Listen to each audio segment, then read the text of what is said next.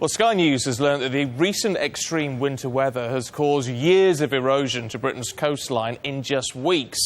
Well, today Jeremy Thompson is taking to the skies to see the impact on the landscape for himself. Now, he's going to start Redhill in Surrey this morning. That's where the Skycopter is based, so taking that helicopter on the journey heading south initially.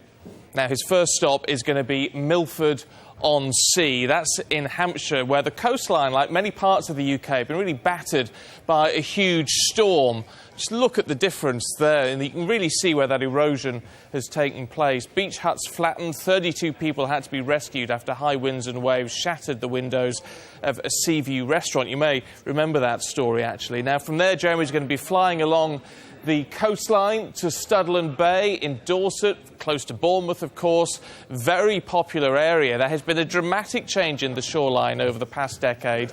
It's been exposed to very strong southeasterly waves from the Channel, which are steadily eroding the cliffs there and the dunes. Now, next stop, heading inland to Gloucestershire and the village of Longford. There you go. Now, there are currently plans to build 570 homes on the plains. But you can see from this Environment Agency image that this is actually floodplains. The majority of that land underwater at the moment. The red areas, the worst affected areas, but all that huge orange swathe has been affected by the floodwaters. So what do? Try to build houses on that sort of area.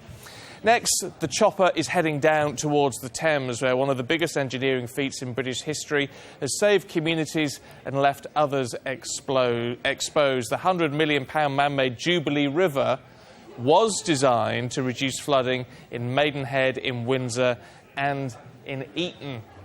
So it works for some, but not others. Lots of people in Datchet and Wraysbury are very angry at all of this because they lie at the point where the rivers rejoin, and it's swamped their towns as a result. We've seen everything that they've had to put up with over the last few months. There's been 14 severe flood warnings in place in that particular region alone. It's the highest of anywhere in the UK.